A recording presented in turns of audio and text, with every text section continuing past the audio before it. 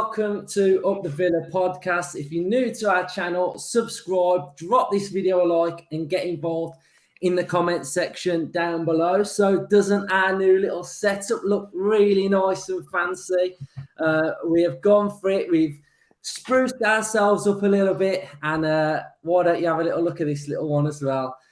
Score Sports, we're coming for you. So yes, I hope you enjoy our new look. And on this episode, we're joined by our finance guru, Dave Jordan, to run through Aston Villa's latest financials with us. So a few of the little topics that are going to be on the episode, obviously not in order, not structured, but we will get around to talking about all of the different points. So we've got turnover, profit and loss, wages, player sales, revenue streams, and the only thing I want to know is, can we afford Philippe Coutinho? So Dave, welcome, and take it away.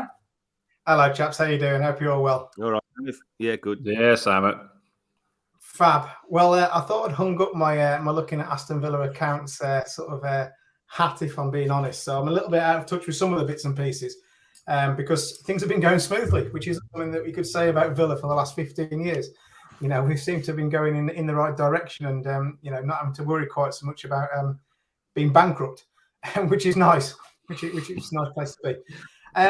So yeah, I mean, obviously you've invited me on because the accounts were released a number of weeks ago now, and to be honest, it always gives an interesting snapshot as to exactly where we are as a football club. It gives us comparisons against sort of our rivals, and also gives us an insight on the way that we can sort of progress as a football club and move forwards. Now, obviously, the powers that be at Villa are clever guys. They know how to do this, but I always think it's useful for fans to get a grasp of what the actual numbers mean, because there's certainly some sort of magic by the accountants, or some creative accountancy that's used as well, which doesn't always make it sort of straightforward. So I think it's quite useful as fans to understand, what these numbers actually mean, and give us an idea of where we really are as a football club.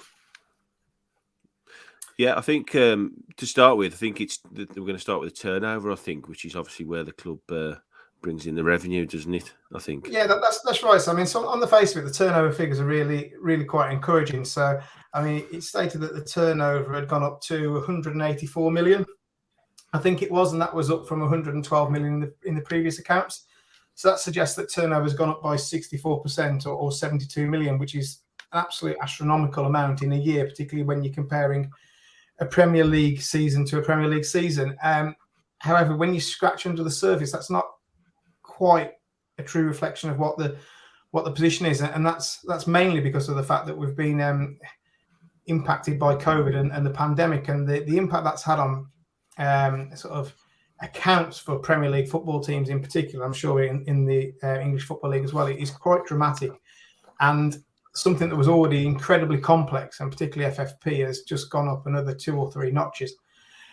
So when I say it's not quite what it suggests on the face of it, so that 184 million versus 112 million actually includes, I think it was 36 million from the previous year. So what actually happened in the previous season, and when I'm talking about previous season, the accounts are always looking a season back. So the accounts aren't as at this current season, they're looking at the 2021 season. And when I say looking at the previous accounts before that, we're looking at the year before that, so the 1920 season. So when you talk about the accounts, then just to get this clear, that the year before will be 19 to 20, and the accounts that were published a few weeks ago are 20 to 21. That's right. So it doesn't go up to the start of this season, yeah. Yeah, that's right. So the accounts that we're looking at are for the year when we finished 11th, and the accounts that we're comparing against is from the year when we finished 17th and stayed up with the performance against West Ham on the last day of the season. But there are some snippets within the current accounts that we're looking at that give us an indication of what's happened in this current year that haven't been published in accounts yet, and will come out next February or March time. So when I'm talking about the accounts now versus the accounts in the previous year, that's right. So we're looking at the year when we finished 17th versus the year when we finished 11th. So what actually happened in the year when we finished 17th? That's the year when COVID struck. Now, dependent upon exactly when your reporting period was as a football club, depends how that particular football club adjusted for COVID. So because Villa's accounts are as at May, what we actually decided to do as a football club is defer a number of the broadcasting revenue that would have come in for that year and put that into the 2021 season. Right. So that amount was 36 million. So what would be the point in doing that then? Is that just to spread it over 2 years instead of to help the accounts in the next season?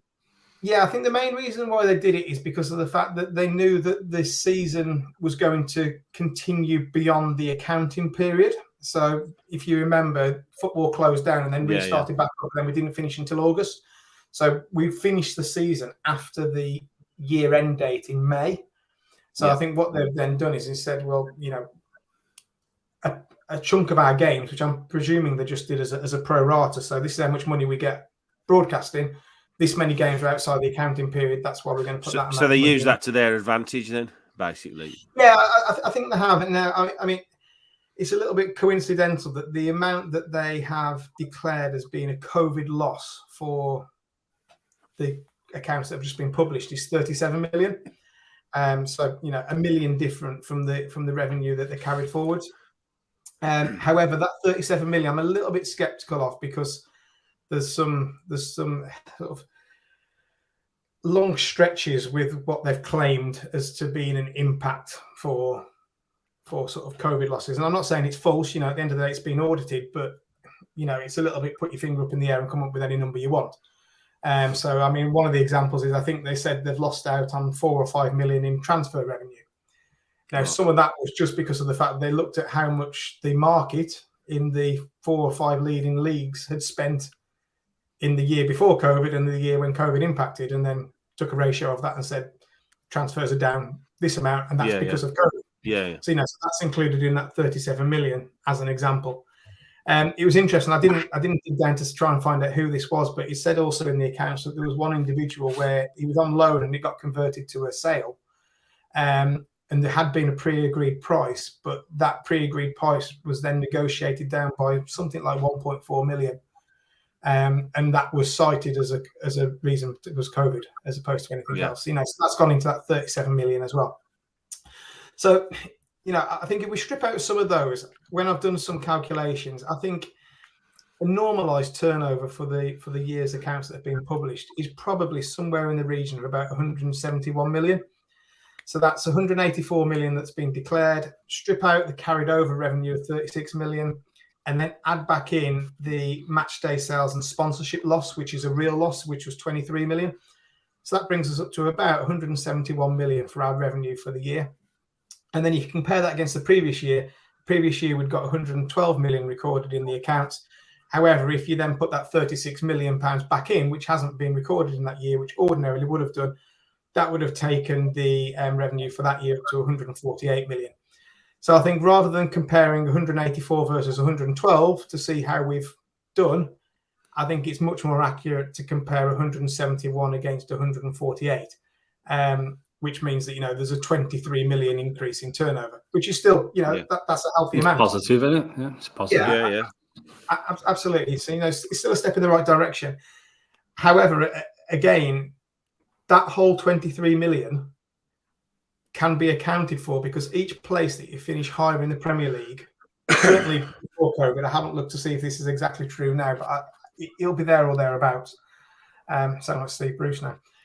Bruce, yeah, pound in the jar for that one. Every guest we have on. It's a Brucey fest. Every time. Yeah, Justin called me out on it the other week as well. It's just ingrained in you having to listen to it. So yes, every place that you finish higher up in the Premier League is roughly, I'll use roughly instead of there or thereabouts, 3.75 million for each place. So if you then compare finishing 17th to finishing 11th, 6 times 3.75 million is 22.5 million. So, you know, there's a difference in those 2 years in turnover of 23 million. Roughly 22.5 million of that is accounted for just because of the fact that we finished higher in the league. Finished higher in the league, yeah. If you actually drill down into the stats, you know, corporate activity, you know, commercial activity, sponsorship was all either broadly the same or actually slightly lower year on year compared to the year before. you know, that's almost to be expected. I mean, you'd like to think that we would have been able to push up some of our revenue and income streams as a result of the fact that, you know, we're more high profile now. We've consolidated to an extent, if we can say that, even though I've only been back in the Premiership for 3 years now. You know, you'd like to think that would start growing over time, but we're in the middle of a global pandemic. You know, so is it a little bit unrealistic to think that in the middle of that, when companies have got more things to concentrate on, that they're going to be focused on Premier League football, particularly when, you know, fans weren't in the ground and those types of things? So I wouldn't take it as a negative that we haven't grown some of those income streams, given the year that we've had. But again, it's not, you know, if you look at it just at the accounts, income increased by 64%. That's, in my view, not true. You know, really, income has stayed the same. We've just finished 6 places higher, which brings in more prize money. So yeah, and another interesting thing that I found was, I think our sponsorship that we brought in the accounting year was 25 million. I think £5 million was listed as being COVID losses. So somewhere between 25 and 30 million is what we could have expected. We had sponsorship revenue in 2016, the year we got relegated, of 28 million. So, you know, so 6 years down the line, and, you know, we're arguably still bringing in less sponsorship at a point when the club was absolutely toxic than we are now. And that's not a criticism of the current board and the direction of things. That's just, I think, a reality of what happens when you get relegated. You know, at the end of the day, yeah, go on, sorry. I looked at the shirt sponsorship and it was about 7 million a season, wasn't it? And you've got the likes of Wolves, Southampton, Palace, Newcastle. All them are pulling in way more money than we are for shirt sponsorship. So surely that's something we've got to look at now to generate. I think it's up at the end of the season, isn't it, Kazoo? Yeah. I mean, that's right. I think Kazoo, from what I've seen, is apparently dumping Everton, which is not surprising given, you know, the links to sort of Russia. And I'd imagine that, you know, our pull with them is going to be significantly high, particularly with signing high-profile players like Coutinho and things like that.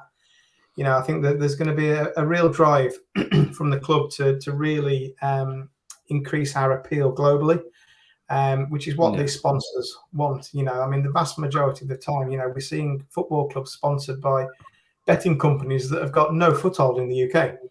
You know, why are they sponsoring football clubs? They're not sponsoring football clubs because they want to get into the UK. They don't care about the UK.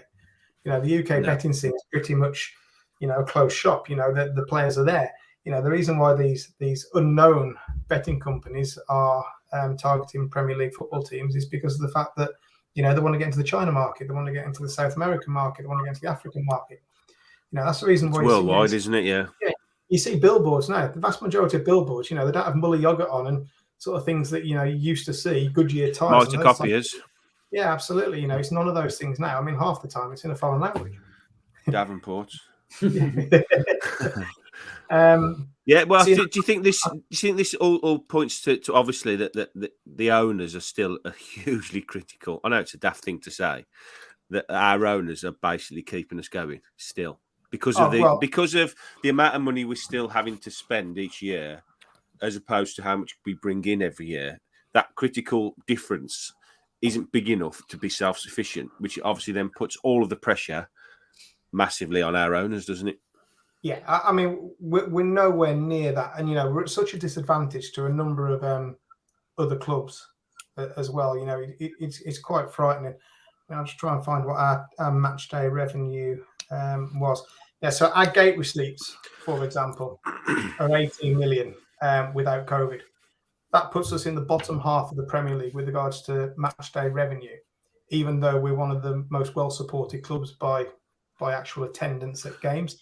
You know, sorry, Dave. Match day revenue would include ticket sales, concessions. Is that like shop as boxes. Well? Food, boxes, corporate, everything. Yeah. I mean, the thing with the shop that you need to remember is we actually outsource the shop. Yes, you know, fanatics, so things like that. You know, so that's like a fixed income that we get. You know, I'm sure there's commission on it as well based on sale numbers. But an example being, so, you know, we bring in 18 million. Spurs bring in 122 million. Just on match day. Huge. Yeah. match So day revenue. that shows you the benefit then of their massive stadium refurbishment, wasn't it? Because that was the main reason for that, wasn't it? Stadium, you know, I mean, they've got the London waiting, you know, they've got, you know, the amount that they can charge for their sort of corporate boxes type things will be, you know, completely different to what Villa can charge, you know, at the moment. And that's they're £800 million in debt, though, aren't they? So they're paying a lot of interest. Where I think we're only £5 million in debt, aren't we? So our interest is scrap all, isn't it? We're pretty much debt free. Yeah, we're one of the only clubs that don't have any debt. But Spurs' long-term thinking, not only to redevelop the stadium for the good of their football club, is that they obviously, it's a multi-use stadium, isn't it? So they've got NFL games there, concerts there. So that like Ryan says, they're in debt by that much. But once that's paid off via bringing all these extra revenue streams in, they're going to be in a hugely, massively well-off position, aren't they? And that's long-term thinking, which is what looks like the owners are going to have to try and do, especially with the mooted, increasing capacity at Villa Park and maybe even hotels and bigger shops and stuff. It's something we've got to do. Yeah, I mean, it's balancing, you know, tradition against, you know, going the way that football clubs have got to go. You know, I don't want to see Villa Park change too dramatically. You know, I don't particularly want a really modern stadium. I wouldn't like to do what Spurs have done and completely smash down Villa Park and build another stadium on top of it. Although if you ask the majority of Spurs fans now, they'd say it's great that they've done that. You know, they've got an incredible stadium now. You know, it creates a good atmosphere there and all that. So there is a balance there, but we clearly have to try and increase our match day revenue, and you know that's going to be corporate entertainment. It's even keeping fans at Villa Park for longer. Yeah, I think we've said that plenty of times on this podcast, haven't we, Luke? The whole match day experience, you're in and out, aren't you, at Villa Park? Yeah, where you want to spend a lot of time there. To be fair, they have recently put this fan zone up outside the Trinity now. So there's now a stand and I think there's a band and, you know, the food and stuff. So, Dave, do you feel like with an increased capacity of the North Stand, we would be starting to maybe try and compete with, say, a Spurs eventually? Yeah, I mean, you know, match day revenue is one of the income streams. And, you know, again, you're looking just at match day revenue there, and the difference between us and Spurs is 100 million. You know, that's obviously clearly a significant number and a significant bridge that we've got to bridge. But then again, you know, we're probably not that far off reflecting where we're finishing in the league at the moment. You know, I think the main area that we really, really need to grow is sponsorship. You know, that commercial activity that we get. You know, it's a bit of a vicious cycle, really, because, you know, how do you do that? You probably only do that by increasing your profile, by signing more expensive players, you know, finishing higher up in the league, you know, getting a bigger global pull. So, you know, so it is a bit of a vicious cycle, because how do you get that without everything else that goes with it? You know, I mean, the only club that I can think of that did it really is probably Leicester. You know, the way that Leicester went from being a below average club with regards to, in terms of sort of commercial activity and revenue and things. They had to win the league to do that, though, didn't they? Which, you know, exactly. With all due respect, you know, we're not going to do that. I wouldn't think so anytime soon. So, and even that still hasn't put them anywhere near the top 4 or 5 clubs, has it? I mean, it's not obviously. Well, it did for a certain period of time, but, you know, the big problem with Leicester, even though like they have got a massive wage bill, don't get me wrong, they have. I think it's like 190 million, something like that. I think it was. 192 million for Leicester's wage bill. So, you know, they do have a massive wage bill, but they relied so much on recruitment and, you know, savvy player sales as well. Player sales as well. They were buying really well and then selling on at massive profits, which is one way of doing it, isn't it? Yeah, which is one way of doing it, but I don't think that's necessarily that sustainable way of doing it unless you go down the Chelsea model. You know, unless like you've got an absolute farm of youngsters that are coming off that you can continually sell for decent money that isn't impacting your first team. You know, that's definitely a really good model to use. And, you know, I think what a lot of clubs are striving to do, and I think certainly Villa are probably striving to do that as well. You know, the Leicester model, almost similar to the Southampton model, is so hard to sustain because, you know, you might have 1, 2, 3, 4 good transfer windows where, you know, you're selling your best players, you're then buying in cheaper players who then turn into new gems.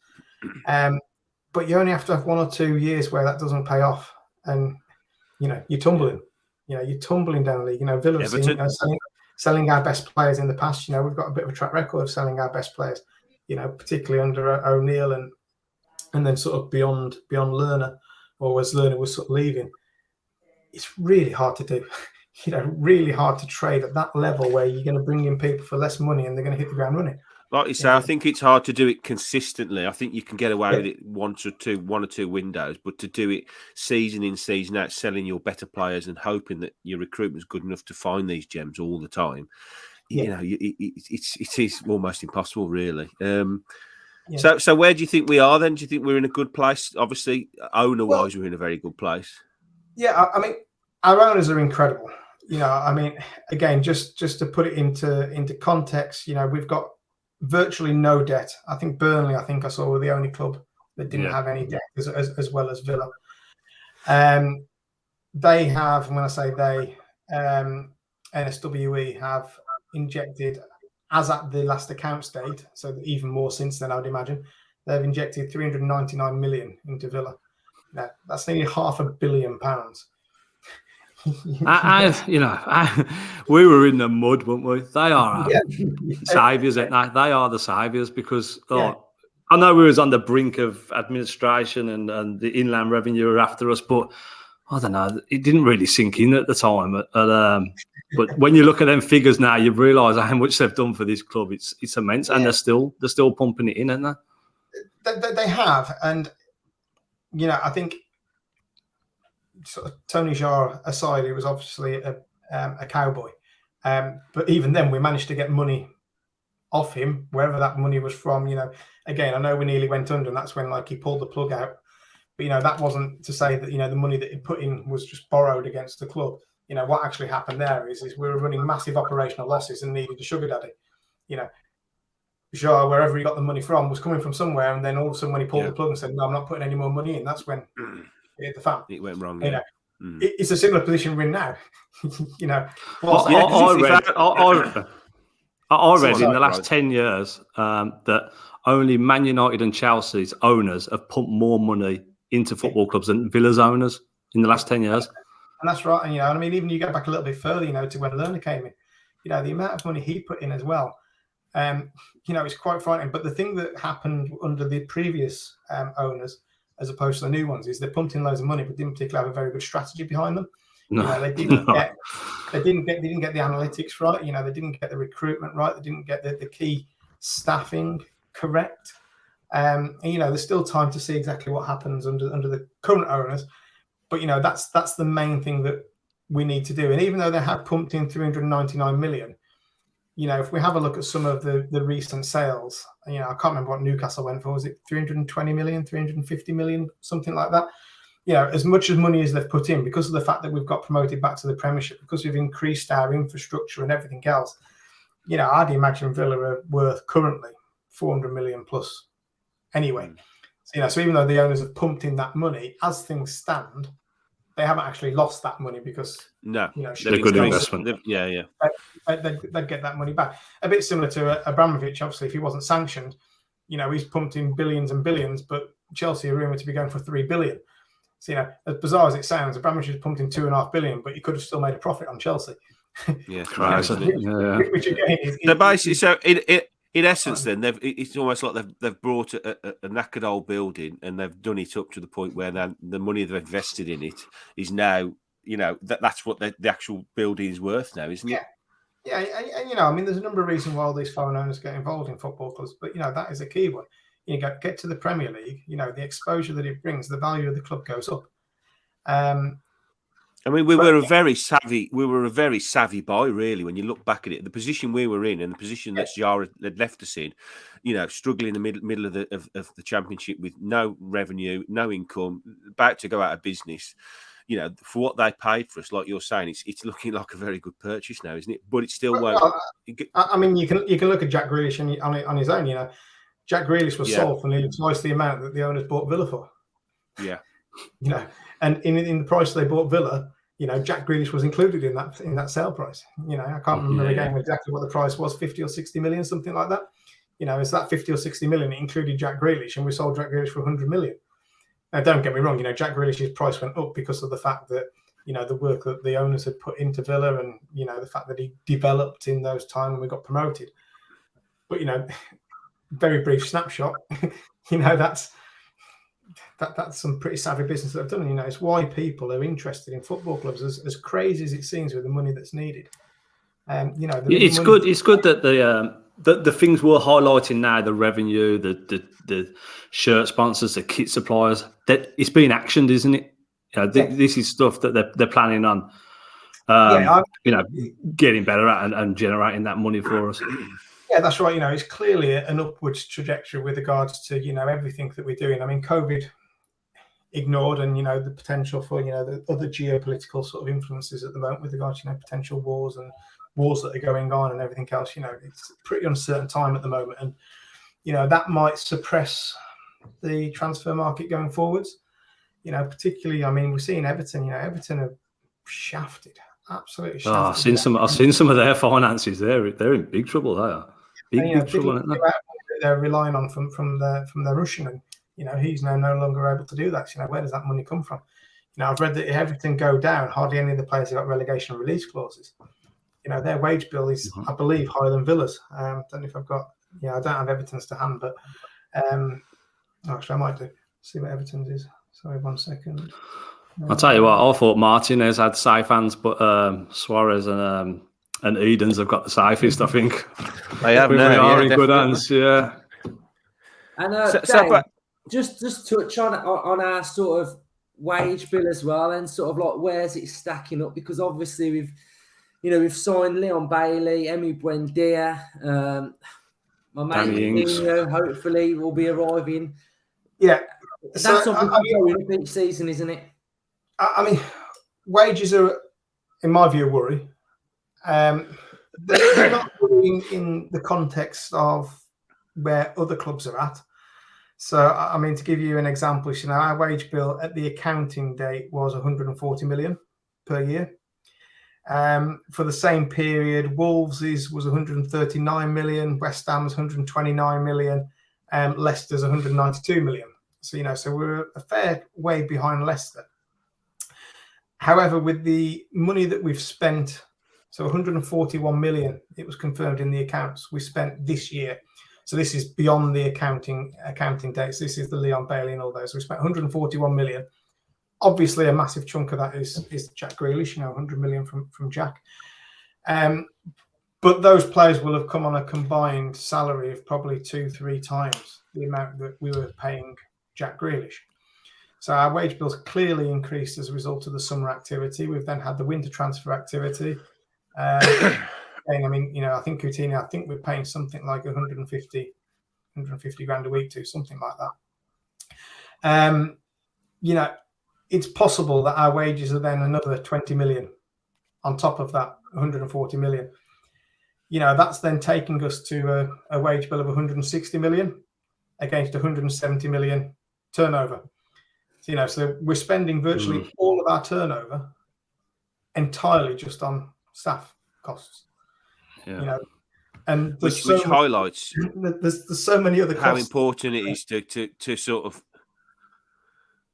Yeah, sorry, Dave. I was just saying it just highlights how important it is now to improve the incoming streams, doesn't it? Yeah, no, absolutely. And it's. I think it's UEFA that suggests that the upper limit of your wages to turnover ratio should be about 70%. And we're approaching 100%. Now, that's not that unusual for Premier League teams. And it's absolutely fine whilst we've got owners behind us who are happy to continue to pump in money. So, we talked about this 399 million they paid in. In the 2021 accounts, they put in 97 million. And the accounts show that we spent 101 million on players. So, so the amount of money they pumped in was virtually every penny of what we spent on transfers. The 1920 year season when we went up, they put in 126 million and we spent 156 million on players.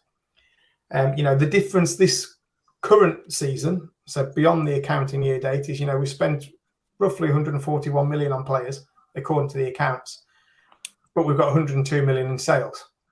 So, so there is a significant difference. So I think in the previous 2 seasons, we'd only brought in something like 5 million in total in player sales, which was the worst performance out of any other Premier League team.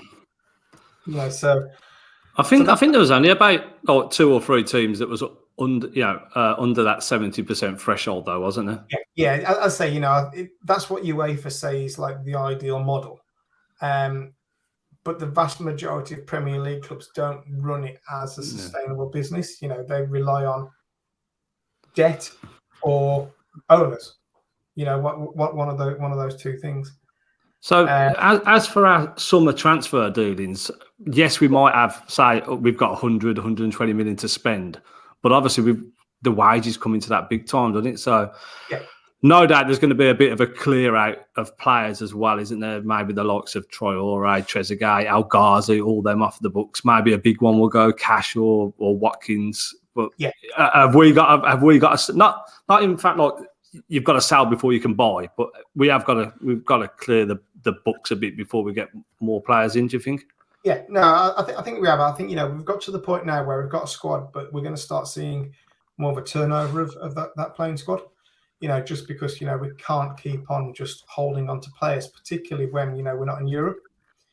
Again, it's a balance between having like a squad that you can completely rotate versus not having people just sat on the bench earning a load of money.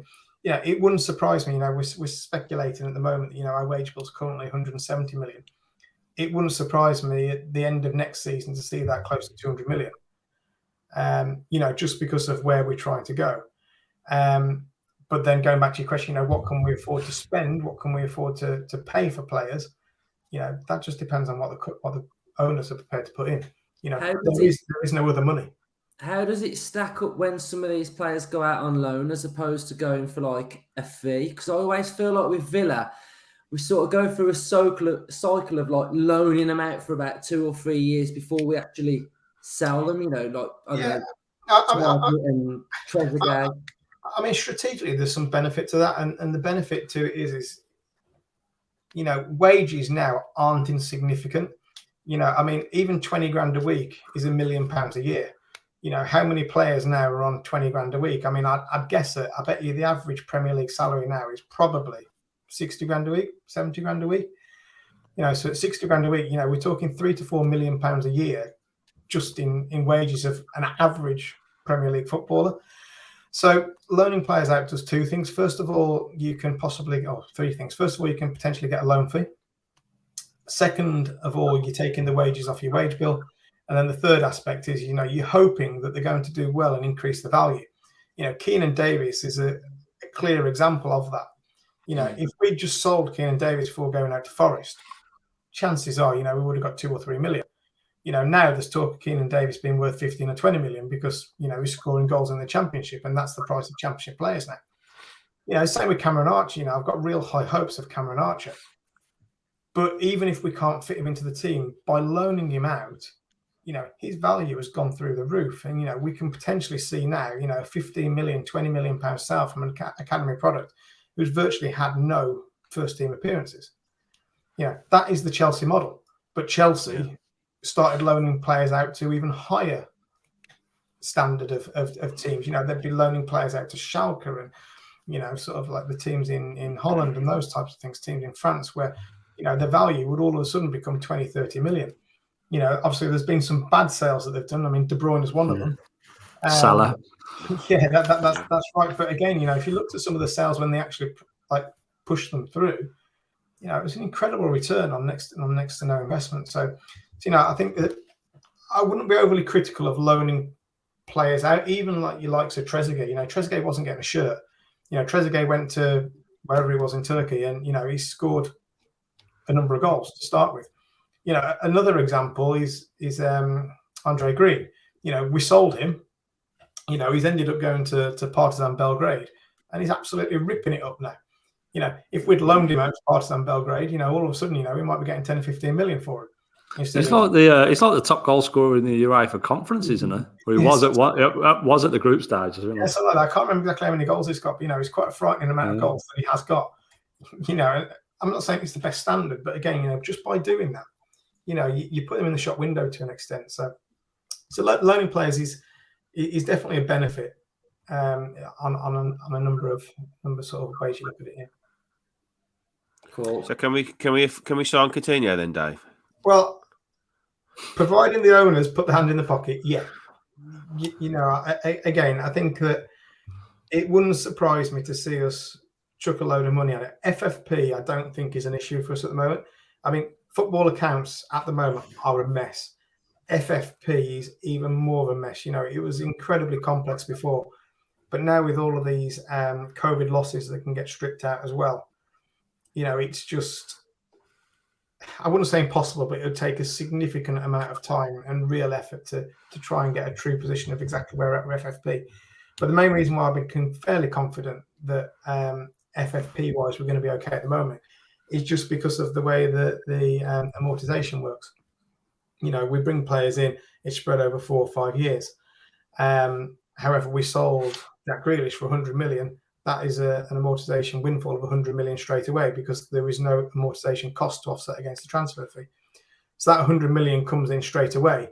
Now, theoretically, that could mean you could spend 500 million and in year one have the net position the same, you know, because of the fact that you're spreading it out. So the years 2, 3, 4, and 5, you'd also have a further 100 million that would be going off your accounts. So, you know, don't get me wrong, you'd be in trouble the next sort of few years after that. So what you're saying, Dave, is we can sign Coutinho and we can also put a bid in for Mbappe. Yeah, if you want. I mean, probably get Neymar as well if you want. Yeah. And I hope we win the Champions League in 5 years' time. We've got 500 million to spend. Yeah. So you know, I don't think FFP is going to be a problem. You know, the thing that's going to be limiting it is how much money are the owners prepared to continue to pump in. Yeah. To fund those transfer values, those transfers. Sorry. And wages are an issue. You know, they're definitely an issue. I mean, sorry, just going on to transfers, something that I picked up that was quite unusual. So normally amortization is done in a straight line. So if you buy somebody for 10 million, they've got a 5-year contract, it'll be 2 million a year for 5 years that comes off your accounts. And I've been looking at Villa's accounts for a number of years now, and this is the first time I've seen this. Let me just try and get the information up so I don't give you the wrong data. There's amortization.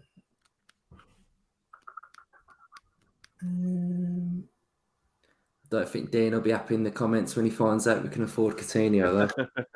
Yeah, we'll be happy with it. I hope he's watching this. Sorry, I found the information I was looking for. So the accounts had said, and I say it's the first time I've seen them actually say this. So we've got 172 million that remains to be amortized.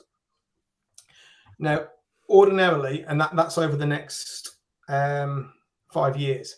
Ordinarily, that would just be divided by 5 is what you would normally see, or broadly, because again, depending on exactly when players sign and when the contracts end.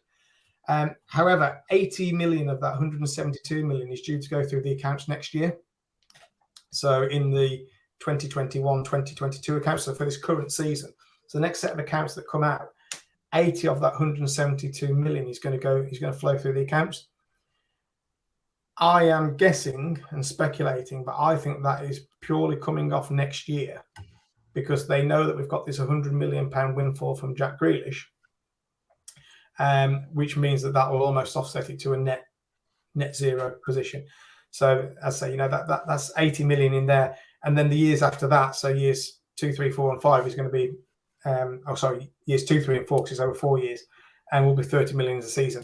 So that'll give us some wriggle room beyond this current season, where our losses won't be as high as what maybe there would have been if we'd done it completely over a straight line.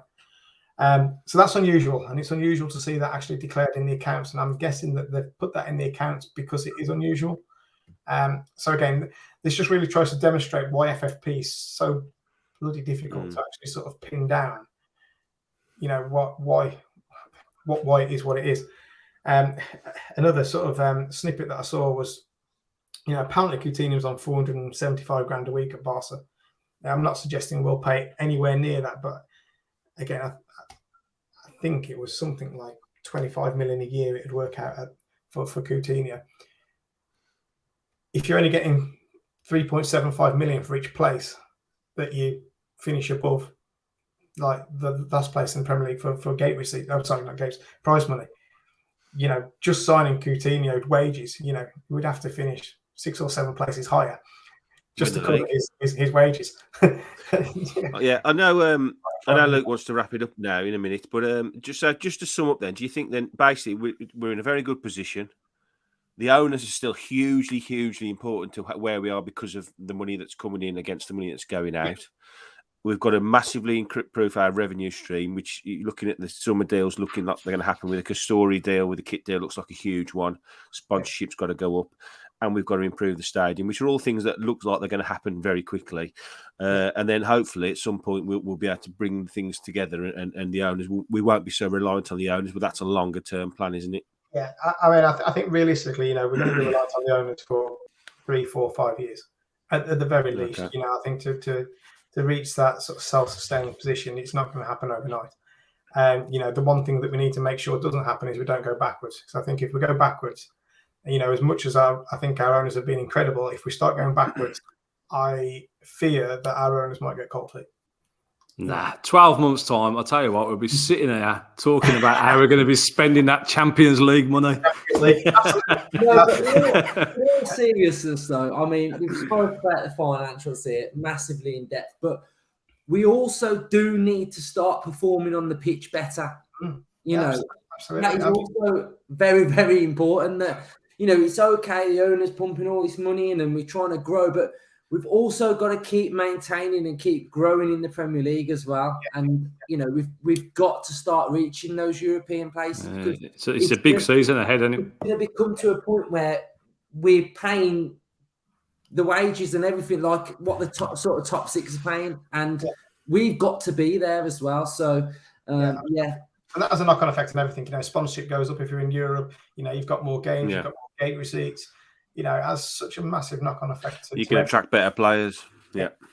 So it's all very positive. So thanks, Dave, for coming on. It's been great talking to you. It's been great sort of going into an area that, I mean, I have no idea how you've done all that, but you know, I just enjoy watching them on the pitch. But thank you for coming on. You've absolutely smashed it.